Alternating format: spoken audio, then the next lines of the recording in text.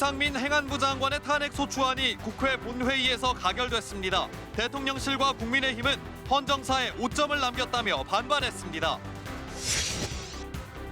튀르키예와 시리아 강진 사망자가 8,000명을 넘었습니다. 한국 등 세계에서 급하는 구조대들이 수색과 구조를 하고 있지만 열악한 환경이 구조를 더디게 하고 있습니다.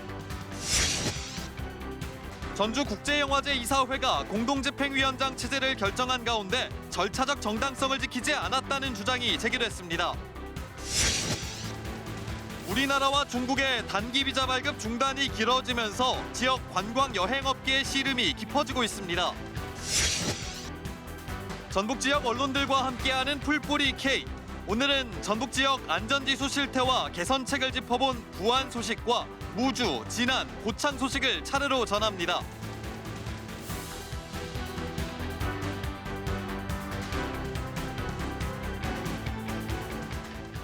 시청자 여러분 안녕하십니까? 전북 7시 뉴스입니다.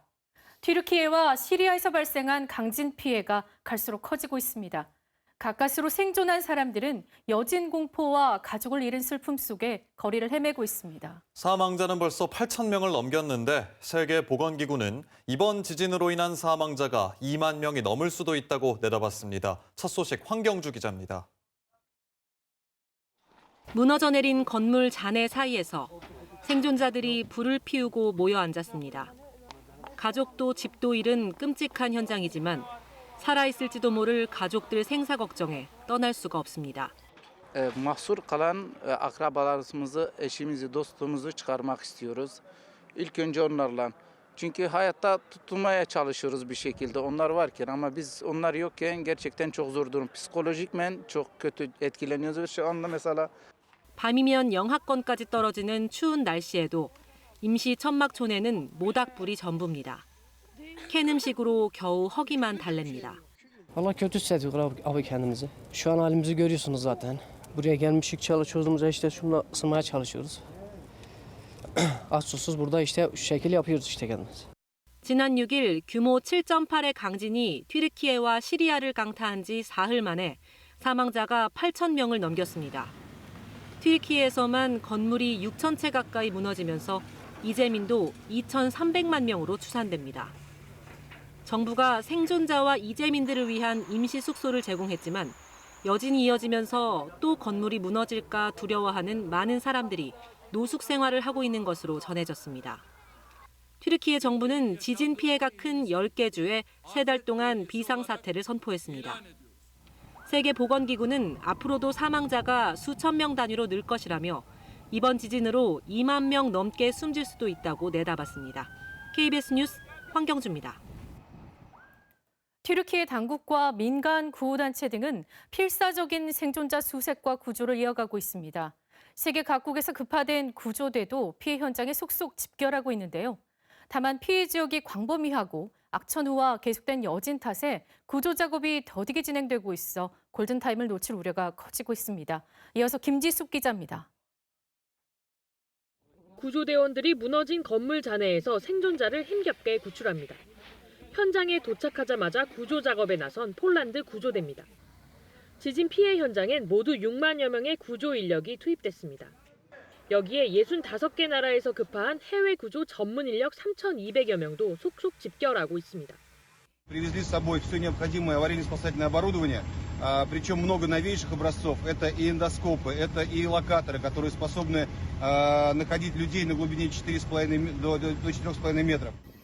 역대 최대 규모로 구성된 대한민국 긴급구호대도 이번 지진 진앙지인 가지안테프에 도착했습니다. 현지 상황을 점검한 뒤 하타이 지역에서 수색과 구조 활동을 벌이게 됩니다. 다만 열악한 환경이 문제입니다. 수차례 강진으로 주요 도로가 폐쇄된 곳이 많아 현장 도착 자체가 쉽지 않기 때문입니다.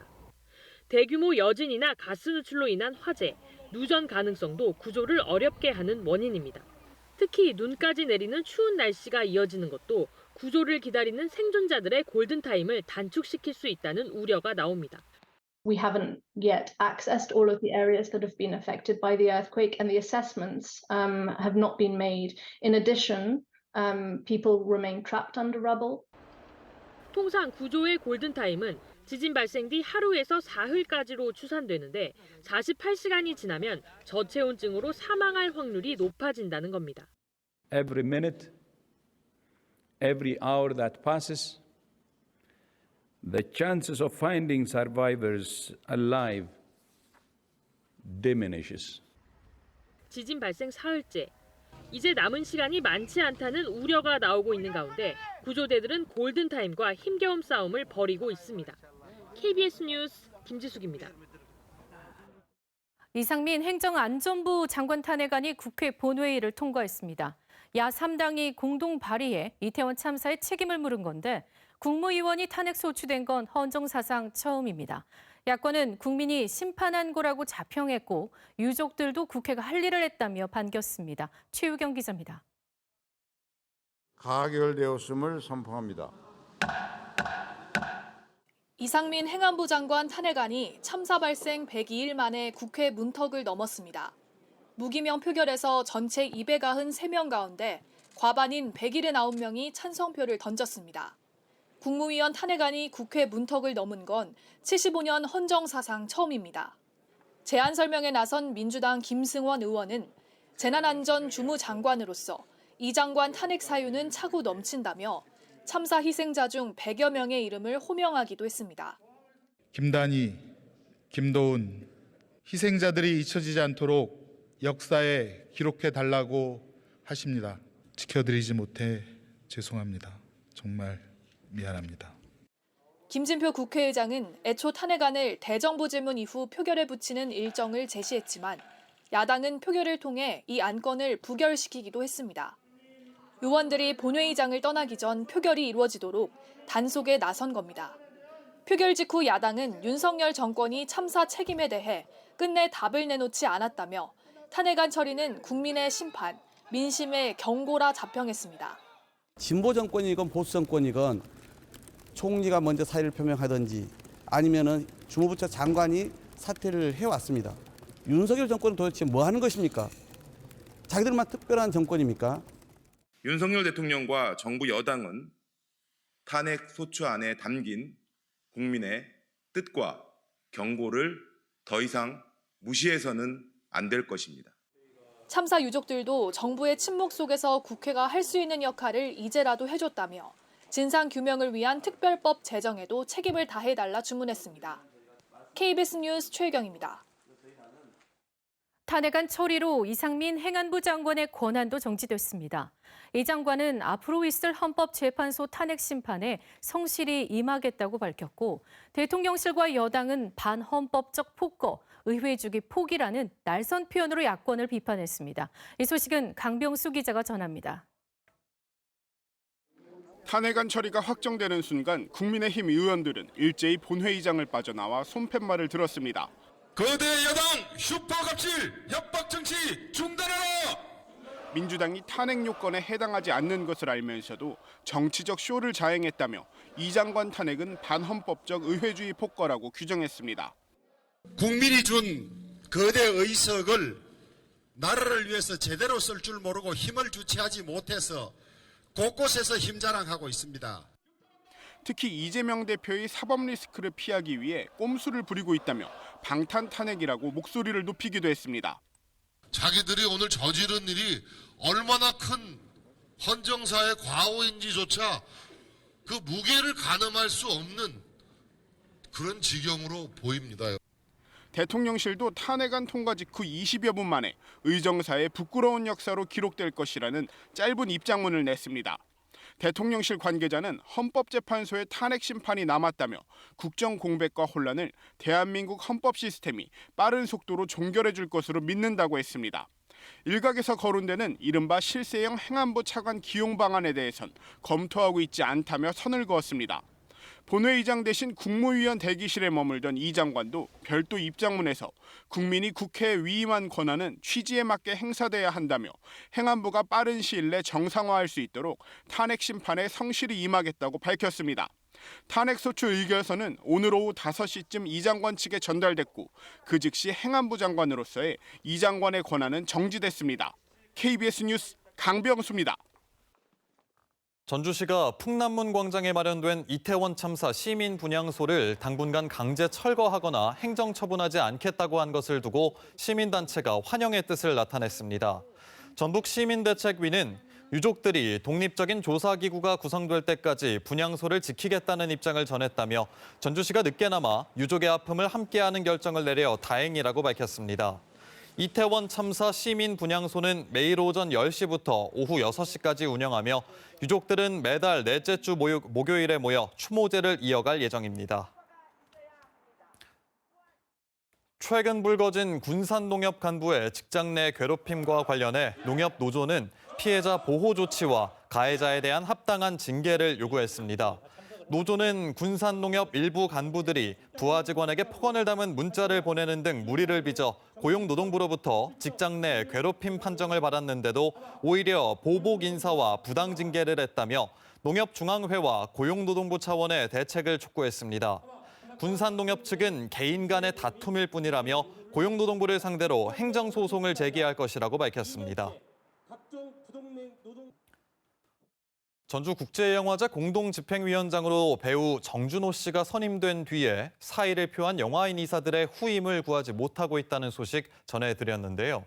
이번엔 공동집행위원장 체제로 전환하는 과정에 절차상 문제가 있었다는 지적이 나왔습니다. 한주영 기자입니다. 지난해 말 우범기 전주시장이 추천한 배우 정준호 씨가 집행위원장으로 선임된 뒤 영화인 이사 3명이 사퇴의 뜻을 밝힌 전주국제영화제. 영화제 정체성에 맞지 않는다는 반발이 이어지자 우 시장은 공동집행위원장 체제로 확장성을 갖겠다고 설명했습니다. 그런데 공동집행위원장 체제로 전환하는 과정에 절차상 문제가 있다는 지적이 나왔습니다. 전주시의회 박형배 의원은 시의회 고문 변호사로부터 법률 자문을 받은 결과 2명 이상의 위원장을 선임하려면 영화제 조직위 정관으로 규정해야 했지만 이런 절차가 없었다며 선임 무효를 주장했습니다. 시장이 독단으로 집행위원장 임명을 강행하는 일이 더 이상 반복되지 않도록 전주국제영화제 조직위원회 독립을 제도화해야 합니다. 전주시는 정관 해석의 차이에서 비롯된 것이라며 선임 자체가 무효는 아니라고 반박했습니다. 공동집행위원장이라고 해서 이 정관에 어긋났다는 건 아니라고 판단한 거고요. 저희들도 나름대로 이제 자문을 구했고 우리 법무담당관실이라든가 자문을 구한 상황이고 했고. 오는 4월 개막을 앞뒀지만 여러 잡음이 끊이지 않는 전주국제영화제. 독립영화, 대한영화를 기다려온 관객을 맞이할 준비를 제대로 할 수 있을지 우려가 커지고 있습니다. KBS 뉴스 한주연입니다. 전주시의회가 최주만 시의원이 대표 발의한 에너지 물가 지원금 지급 건의안을 채택했습니다. 이 건의안은 우크라이나 전쟁 장기화 등으로 가스와 전기 같은 에너지 요금이 큰 폭으로 올라 에너지 취약계층은 물론 경로당과 어린이집, 지역 아동센터 등에 대한 적극적인 난방비 지원책을 마련해야 한다는 내용을 담고 있습니다. 최근 4년 동안 1분기 소득 하위 20% 가구 연료비 부담은 전체 소득의 13%에 이르는 것으로 나타났습니다. 정읍시는 한파 대응 에너지 특별지원금을 모든 가구에 20만 원 상당의 정읍 사랑 상품권으로 지급하기로 했습니다. 취약 노인과 한부모 가정 등 3,800여 가구에는 도비 보조금 7억 7천여만 원을 우선 지원하고 나머지 5만여 가구에는 시비 103억 원을 투입할 계획입니다. 오는 20일부터 4주 동안 주소지 읍면사무소나 동주민센터를 방문해 신청하면 됩니다. 오늘 정오 무렵 전주 송천동 초미세먼지 농도가 세제곱미터당 159마이크로그램까지 치솟아 전국에서 가장 높았습니다. 현재 전북 중부와 서부 권역에는 여전히 초미세먼지 주의보가 발령 중입니다. 밤사이 대기 순환이 원활해지면 먼지도 점차 해소되겠습니다. 다만 내일 오전까지는 일시적으로 나쁨 수준을 보일 수 있습니다. 내일은 대체로 흐리다가 늦은 밤부터 비나 눈이 내리겠습니다. 눈은 전북 동부를 중심으로 모레 오전까지 최고 5cm가량 쌓일 전망입니다.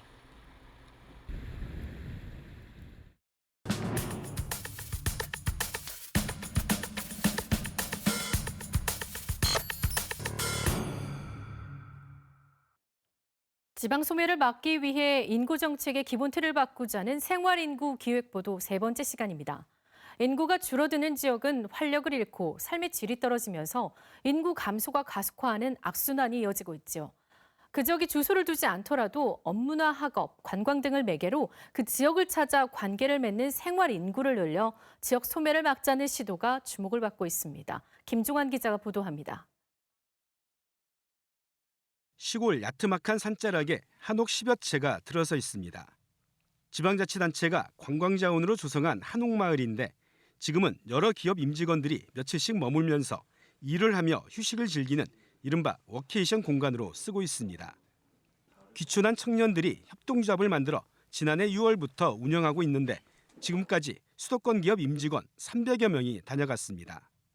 이제 지역 소멸 과정에서 지역이 좀 특화된 컨셉을 가지고 전에 없던 이제 경제 일자리를 일으키려면 결국 관계 기업을 불러야 된다.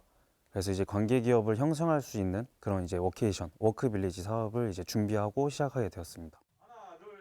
서울에서 살다가 농촌으로 유학 온 초등학생들입니다. 전북을 찾은 농촌 유학생은 지난해 2학기 27명에서 올해 1학기에는 90여 명으로 크게 늘었습니다. 어린 학생들뿐만 아니라 학부모들도 함께와 학교 근처 마을에서 생활하는 경우가 많습니다. 저희 지사초등학교 같은 경우에 이번에 7세대, 그래서 학생, 학부모 포함 한 20명 정도가 이번에 전학을 오고 주민으로 이렇게 전입을 합니다.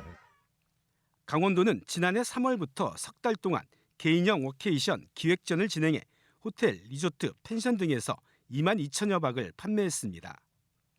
전라남도 교육청은 농촌 유학을 통해 지난해 1학기에 서울 지역 초등학생 300여 명, 학부모 160여 명이 지역에 머물렀다고 밝혔습니다. 인구가 줄며 소멸 위기에 내몰린 지역들의 새로운 활력을 불어넣기 위한 시도들이 조금씩 성과를 거두고 있는 겁니다. 중장기 체류인구들은 지역사회와 연계를 가지면서 활동을 하기 때문에 이분들이 가지는 경제적, 사회적 활력이 굉장히 높습니다. 그래서 이분들이 장기적으로 지역에 와서 다양한 활동을 하게 하거나 아니면 직장 생활을 한다든지 교육을 받는다든지 이런 형태로 휴가지에서 일상적인 업무를 하며 관광과 휴식을 즐기는 워케이션. 닷새는 도시, 이틀은 시골에 머문다는 이른바 오두이촌으로 표현되는 두 지역 살아보기. 도시 아이들이 자연과 함께 생활하는 농촌 유학. 인구 감소 시대, 지역과 다양한 형태로 관계를 맺는 생활 인구를 늘리기 위해 지방자치단체들마다 앞다퉈 나서고 있습니다. KBS 뉴스 김종환입니다. 내년 1월 18일 전북특별자치도 출범을 앞두고 전라북도와 14개 시군이 업무 협약을 맺고 힘을 모으기로 했습니다. 전북형 특례정책 발굴과 관련 법령 제정과 개정, 제도 개선과 비전 확산, 공무원 역량 강화 등에 협력하기로 했습니다. 또 행정부지사를 단장으로 시군 전문가들이 참여하는 특례사업 발굴 추진단을 운영해 일선 행정 제안을 반영하기로 했습니다. 우리나라와 중국이 서로 단기 비자 발급을 중단하면서 중국인들의 발길이 사실상 끊겼는데요. 장기화 조짐도 보입니다. 코로나19 방역 조치 완화로 중국인 관광객 특수를 기대했던 지역의 관광, 여행업계는 시름이 깊어졌습니다. 이지연 기자입니다. 전북 대표 관광지 전주 한옥마을. 코로나19 방역 조치가 완화됐지만 외국인 관광객은 찾아보기 힘듭니다. 특히 중국인 관광객은 발길이 뚝 끊겼습니다.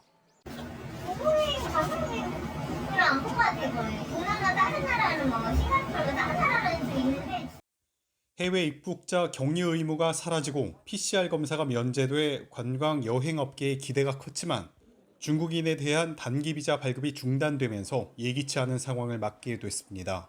코로나19 유행 직전인 2019년 전라북도가 집계한 외국인 단체 관광객 수는 33만 명. 이 가운데 중국인 관광객이 80% 이상으로 추산될 만큼 많은 비중을 차지했던 터라 여파는 클 수밖에 없습니다. 전라북도와 전북관광협회 등이 중국인 관광객 유치를 위해 준비했던 여러 사업도 흐지부지 됐습니다. 단체 비자가 아예 발급 자체가 되지 않기 때문에 이제 그런 대형 여행 상품들을 현지에 직접 판매하는 게 불가능해진 거죠. 전라북도와 관광업계는 중국 대신 동남아와 일본 관광객 유치를 통해 돌파구를 찾고 있습니다. 현장 체험학습을 비롯한 수학여행단 유치에도 힘을 쏟고 있습니다. 간담회를 통해서 그들의 어려운 사항을 지금 적극적으로 청취하고 반영하고자 합니다. 중국이 3년 만에 해외여행을 재개하면서 특수를 기대했던 전북 지역 관광 여행업계가 비자 문제로 또다시 시름에 빠졌습니다. KBS 뉴스 이재현입니다. 김정수 도의원은 상반기 전북 도정 업무보고에서 정부가 최근 대학 지원 권한을 자치단체에 넘기려는 움직임을 보이고 있는데 전라북도 대응이 미진하다고 지적했습니다. 대학 협력팀을 신설하긴 했지만 팀장 1명에 주무관 3명뿐이고 지원도 통상적인 수준이라며 정책 변화에 발빠르게 대응할 수 있는 체계를 주문했습니다. 전라북도는 각 대학에서 인력을 파견받고 관련 팀을 과로 확대하는 방안을 검토하고 있다고 말했습니다. 전라북도의회 송승용 의원은 도기획조정실 업무보고에서 전북연구원의 독립성과 자율성 확대를 주장했습니다. 전북연구원이 이슈 브리핑을 발간할 때마다 정책기획관실, 소관부서와 협의하게 돼 있다며 이는 연구의 독립성과 자율성을 침해할 우려가 크다고 지적했습니다. 전라북도는 소통과 협력은 매우 중요하다면서도 독립성과 자율성을 보장하는 방안도 적극 검토하겠다고 말했습니다.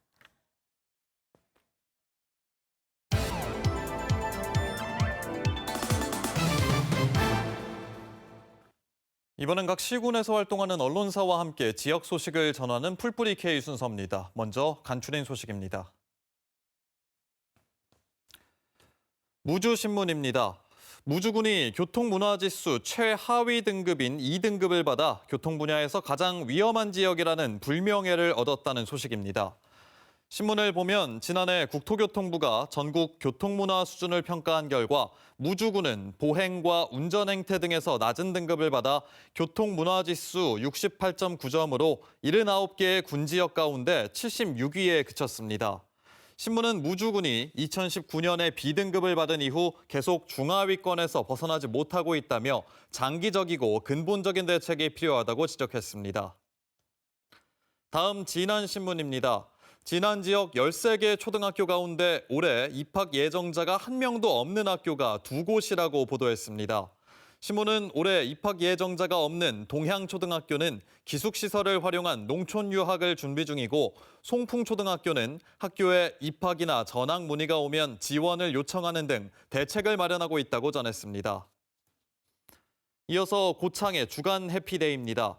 고창군 정신건강복지센터가 다양한 심리지원 서비스를 제공하기 위한 마음 안심버스를 운영한다는 소식입니다. 신문을 보면 마음 안심버스는 주민이 있는 곳에 직접 찾아가 우울증 검사와 스트레스 측정, 심리 상담 등 정신건강 통합 서비스를 제공합니다. 정기 상담은 매주 장애인 복지관과 전통시장 등에서 오전 10시부터 12시까지 운영하고 신청을 하면 비정기 상담 서비스도 제공합니다. 다음 부안 독립신문입니다. 부안군 지역 안전지수가 지난해보다 큰 폭으로 개선됐지만 여전히 중위권에 머물렀다는 기사입니다. 신문을 보면 지난해 행정안전부가 발표한 전국 지역 안전지수에서 부안군은 화재와 범죄, 자살 분야에서 등급이 좋아졌지만 82개의 군 단위 가운데 39위로 중위권에 속했습니다.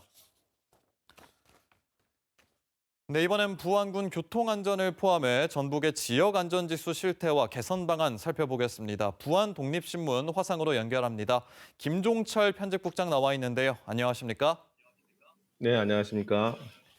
네, 행정안전부가 발표한 지역안전지수와 관련해 전북의 상황은 어떤지 한번 살펴보죠. 교통사고 또 생활안전 분야 결과는 어떻게 나왔는지요? 네, 우선 이 지역 안전지수는 안전 분야를 6가지 항목으로 나눠서 1에서 5점까지 지역의 안전도를 나타내는 수치인데요. 이 중 교통사고 분야에서 전라북도 내 시군 중에서 군산시와 무주군, 진안군 정도만 전년도보다 1단계 높아졌을 뿐 대체로 3에서 5등급을 받으면서 보통이거나 보통 이하로 나타났습니다.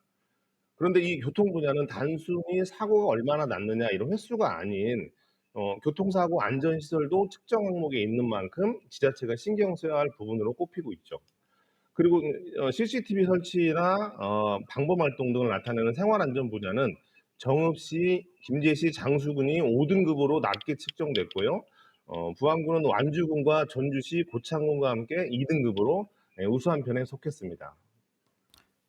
네, 이번 조사에는 화재와 범죄 분야도 포함되어 있다고 들었는데요. 전라북도 시군 상황은 어떤지도 한번 짚어주시겠습니까?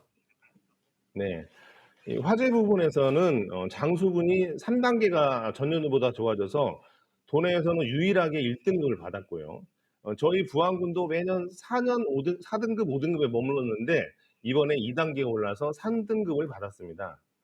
예, 범죄 분야의 경우는 전주시와 군산시가 4등급으로 도내에서 최하위 등급을 받았고 나머지 시군은 1에서 3등급을 받아서 대체로 좋은 수준으로 확인됐습니다. 네, 그리고 코로나와 관련해서 감염병이라는 항목이 있는데요. 이 부분에서는 전주시와 완주군, 임실군이 최고 등급인 1등급을 받았고 부안군은 4등급으로 좀 더 분발해야 할 항목으로 꼽혔습니다. 네, 지금까지는 전라북도 전체 상황을 살펴봤다면 부안군에 조금 더 초점을 맞춰보죠. 부안군 지역안전지수 지난해보다 큰 폭으로 개선돼서 우수 지역으로 꼽혔는데도 여전히 중위권에 머물렀습니다. 그 원인은 어디에 있다고 보십니까? 근데 부안군이 잘 맞은 곳은 화재, 범죄, 자살 이렇게 총 3분야가 1에서 2등급씩 오르면서 개선 우수 지역으로 선정됐습니다. 하지만 이렇게 등급이 오르긴 했어도 여전히 낮은 3등급 수준에 머물러 있고 이 3개 분야 외에 나머지 분야도 여전히 3등급이거나 4등급을 받아서 전체적인 평균을 따져보면 개선이 됐음에도 불구하고 도내에서는 중위권에 그쳤습니다. 좀 다행인 것은 개선 우수 지역으로 선정이 되면서 소방안전교부세라는 것이 추가로 지원될 예정입니다. 네, 부안군 상황이 많이 개선되긴 했지만 사회 안전망이 조금 더 촘촘해질 필요가 있어 보이는데요. 부안 지역 안전지수 높이기 위한 부안군의 계획은 어떤 것들이 있는지요? 부안군은 이제 계속 노력해서 안전지수를 개선해 나가겠다는 입장입니다. 앞서 말한 대로 이번에 받는 교부세도 부족한 분야에 투입해서 개선하겠다고 하는데요. 무엇보다도 이 안전지수는 삶의 질을 나타내기도 하지만 인구 소멸과도 연결되어 있습니다. 얼마나 안전한 지역이냐라는 것은 귀농을 하거나 새로운 정착지를 결정하는 데 있어서 중요한 사항이기 때문이죠. 이런 점을 잘 인식해 개선해 나간다면 부안군이나 도내 다른 시군들도 안전 1등급 지자체가 될 수 있을 것이라고 봅니다. 네, 각 분야의 안전망을 강화해서 부안 군민들과 또 전북 지역 주민들이 좀 더 안전할 수 있게 되길 바라겠습니다. 오늘 말씀 고맙습니다. 네, 감사합니다. 대장동 사업에 도움을 주고 거액의 뇌물을 받은 혐의로 기소된 곽상도 전 국회의원이 1심에서 벌금형을 선고받았습니다. 재판부는 곽 전 의원의 아들이 받은 퇴직금 50억 원에 대해 뇌물로 볼 수 없다고 판단했습니다. 석혜원 기자입니다. 대장동 일당에게 뇌물과 불법 정치자금을 받은 혐의로 재판에 넘겨진 곽상도 전 국회의원이 1심에서 벌금형을 선고받았습니다. 화천대유에서 일했던 곽 전 의원 아들이 퇴직금으로 받은 50억 원에 대해 뇌물로 볼 수 없다고 판단한 겁니다. 재판부는 퇴직금 50억 원은 사회통념상 이례적으로 과다하다면서도 아들이 결혼해 독립적인 생계를 유지했고 아들이 받은 급여와 성과급 일부를 곽 전 의원에게 지급하거나 사용한 것을 확인할 수 없다며 알선이나 대가로 건넨 돈으로 보기는 어렵다고 판단했습니다. 그러면서 곽 전 의원에게 뇌물을 준 혐의로 함께 기소된 화천대유 대주주 김만배 씨에게도 무죄를 선고했습니다. 다만 곽 전 의원이 20대 총선을 앞두고 남욱 변호사에게 받은 5천만 원에 대해서는 불법 정치자금이라고 판단했습니다. 재판부는 곽 전 의원이 20대 총선 예비후보자로서 기부금을 한도에까지 받은 상태에서 법에서 정하지 않은 방법으로 현금을 받았고 금액도 적지 않다며 벌금 800만 원과 추징금 5천만 원을 선고했습니다. 곽 전 의원에게 불법 정치자금을 준 혐의로 함께 기소된 남욱 변호사에게는 벌금 400만 원을 선고했습니다. 뇌물 혐의를 인정하지 않은 1심 판결에 대해 곽 전 의원은 예상했던 결과라며 검찰 수사를 비판했습니다. 무죄가 나오는 게 당연하다고 저는 생각했습니다. 검사들이 하나은행에 제가 뭔가 일을 해줬다고 하는 얘기를 언론에 흘려서 구속까지 되고 했지 않습니까? 이번 판결은 대장동 개발 특혜 의혹과 관련해 핵심 관계자들에게 내려진 법원의 첫 판단입니다. KBS 뉴스 석혜원입니다. 지방 의원들이 징계를 받거나 구속돼도 매달 수백만 원에 이르는 의정비를 그대로 받는 건 관련 조례가 없기 때문인데요. 국민권익위원회가 전국 지방의회에 올해 말까지 제도 개선을 권고했지만 조례 개정이 시작된 곳은 전국에 2곳뿐입니다. 이형관 기자입니다. 이태원 참사 유족에 대한 막말로 출석 정지 30일 징계를 받은 김미나 경남 창원시의원. 징계 기간에도 400만 원에 이르는 의정비를 받게 되자 유급 휴가라는 비판이 나왔습니다. 지난해 음주운전으로 적발된 송승용 전북도의원도 출석 정지 30일 징계를 받았지만 의정비 460여만 원이 지급됐습니다. 고액의 의정비를 지급받는 유급 휴가를 받는 반대 효과를 오히려 누린다는 점에서 전국 지방의회 243곳 가운데 출석 정지 징계를 받은 의원에게 의정비 지급을 제한하는 곳은 단 4곳. 범죄를 저질러 구속된 경우에도 구속기간 의정비를 전액 제한하는 곳은 10곳에 불과합니다. 국민권익위원회는 지난해 말 전국 지방의회에 제도 개선을 권고했지만 출석 정지 징계를 받는 경우 의정비의 2분의 1을 감액하고 구속되는 경우에는 의정비를 지급하지 않도록 권익위 권고에도 지방의회에서는 큰 변화가 없습니다. 아직까지 거기에 대해서 준비나 이런 조례를 발의하진 않아서 높아진 유권자의 눈높이에 지방의회가 미치지 못한다는 지적이 나오는 이유입니다. 그 기간에 월정 수당과 의정 활동비를 지급하지 않는 것이 그리고 그런 제도를 조속히 만드는 것이 시민들의 정서를 반영하는 권익위의 제도 개선 권고 기한은 올해 말까지. 하지만 서울시의회와 경남 창원시의회 등 전국 단 2곳에서만 조례 개정 움직임이 시작됐습니다. KBS 뉴스 이형관입니다. 10여 년 동안 동결됐던 등록금을 올리는 대학들이 늘고 있습니다. 학부모와 학생 부담이 커지고 있는데요. 교육부는 유감을 표명하면서 대학들의 등록금을 동결해 줄 것을 요청했습니다. 전현우 기자입니다. 요즘 고물가로 생활비 부담이 커진 대학생들. 등록금까지 올라 걱정이 많습니다. 휴학을 고민하거나 등록금을 내기 위해서 알바를 늘려야 하고 대학을 다니는 상황이 좀 모순적이다라고. 학생 활동 지원을 더 강화하겠다고 이야기는 했지만 현실적으로 그게 될지 잘 모르겠는. 정부는 등록금을 올리는 대학에는 국가장학금 지원을 줄이는 방식으로 인상을 억제해왔습니다. 또 등록금 인상 상한선을 3년간 물가 상승률의 1.5배로 제한했습니다. 그러나 최근 물가 급등으로 지난해 1.65%였던 상한선이 올해는 4.05%로 뛰었습니다. 대학들이 국가 장학금을 지원받는 것보다 등록금을 올리는 게 재정적으로 훨씬 더 유리한 상황이 된 겁니다. 실제로 올해 교육대 10곳 중 8곳이 등록금을 올렸는데 인상률은 상한선인 4.05% 가까이 됩니다. 동아대와 경동대 등 일부 사립대들도 3-4% 인상했습니다. 등록금 인상을 결정한 일부 대학에는 유감의 뜻을 표합니다. 등록금 동결 기조가 지켜질 수 있도록 협조해 주실 것을 요청드립니다. 국내 대학 등록금은 OECD 국가 8번째로 높은 수준. 전문가들은 고등교육 재정부터 확대돼야 한다고 지적합니다. GDP 대비 약 0.78% 정도입니다. 반면 OECD 국가들은 평균적으로 GDP의 1에서 1.1%를 지원하고 있거든요. 최소한 OECD 수준으로 고등교육 재정을 확보하는 것이 필요합니다. 최근 조사에서 4년제 대학 총장의 절반 가까이는 내년 안에 등록금을 올리겠다고 답변해 고물가 속 학부모와 학생 부담은 이어질 것으로 보입니다. KBS 뉴스 전현우입니다. 육군 35사단 모 대대에서 총기 수가 장부보다 한정 부족한 것으로 드러나 군사경찰이 수사에 나섰습니다. 35사단은 총기 재물조사 결과 M16 소총의 장부상 수량과 실제 수량이 맞지 않는 것을 확인했으며 행정착오 가능성도 있는 것으로 보고 조사하고 있다고 밝혔습니다. 육군 중앙수사단은 분실 여부 등 정확한 경위 파악에 나섰습니다. 김제시 보건소가 코로나19 진단검사 대부분을 특정 업체에 몰아줬다는 의혹과 관련해 담당 업무를 맡았던 직원이 최근 다른 부서로 인사이동한 것으로 확인됐습니다. 김재 씨는 이번 인사이동이 징계성 조치가 아니라 해당 직원의 요청에 따른 것이라고 밝혔습니다. 김재 씨 보건소는 2020년부터 최근까지 실시한 PCR 검사 24만여 건 가운데 19만 8천여 건을 수도권 특정 업체에 맡겼고 이곳이 업체 선정 업무를 맡은 보건소 직원 가족의 과거 근무지로 밝혀져 몰아주기 의혹이 불거졌습니다.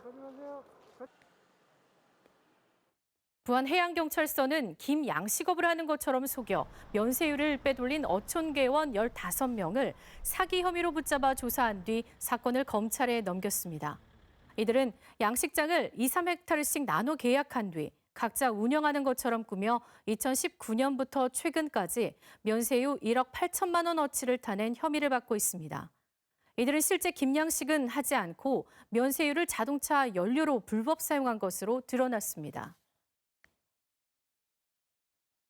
김재 씨는 도심의 하나뿐인 성산공원을 관광 명소로 만들기 위한 기본 타당성 조사 용역 중간 보고회를 열었습니다. 용역업체는 성산공원 관광기반 확충 방안으로 타워 개보수와 야간 경관, 산책로 조성 등을 제시했습니다. 김재 씨는 이달 안에 용역을 마무리한 뒤 4월쯤 기본, 실시 설계에 들어가는 등 올해 안에 관광 명소화 사업을 마무리할 계획입니다. 전라북도가 재난재해 사고 예방을 위해 중소형 농업용 저수지 정밀 안전진단을 확대합니다. 2031년까지 66억 원을 들여 저수량 5만 톤 이상 저수지 140여 개를 대상으로 시설물 점검과 보수 보강 공사를 단계적으로 진행할 예정입니다. 기존 정밀 진단 대상은 저수량 30만 톤 규모로 11곳에 그쳤습니다. 아시아 태평양 마스터스를 앞두고 전라북도는 다음 달 17일까지 식품업소와 숙박업소 930여 곳을 대상으로 합동 위생 점검을 합니다. 중점 점검 사항은 식자재 유통기한 준수와 조리 종사자의 개인 위생, 요금표 준수 여부 등입니다. 아태 마스터스 대회는 오는 5월 12일부터 50회 동안 세계 30개 나라 1000여 명이 참가한 가운데 전국 곳곳에서 열릴 예정입니다.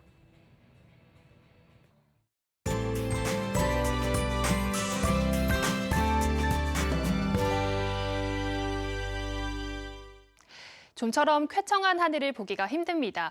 바람이 먼지를 쉽게 밀어내지 못하면서 내일 오전까지는 미세먼지 농도가 일시적으로 나쁨 수준까지 오르겠고요. 오후부터는 먼지가 차츰 옅어지겠습니다.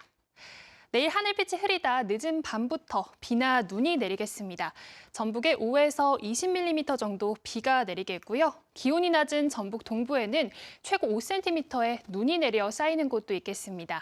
비가 내리기 전까지는 대기가 무척 건조하겠습니다. 불씨 관리 잘 해주셔야겠습니다. 내일 아침 기온은 오늘보다 낮고 낮 기온은 오늘보다 높아서 일교차가 크겠습니다. 아침 기온 전주가 영하 3도로 예상되고요. 낮 기온은 12도로 오늘보다 3도 정도 높겠습니다. 무주와 진안, 장수의 아침 기온 영하 7도로 출발해 한낮에는 10도 안팎까지 오르겠습니다. 물결은 서해남부 먼해상에서 최고 2.5m로 높게 일겠습니다. 다가오는 일요일과 월요일에도 비가 내리겠고요. 다음 주 초까지 아침 기온도 영상권으로 기온이 오르겠습니다. 날씨였습니다. 뉴스를 마칩니다. 시청해주신 여러분 고맙습니다.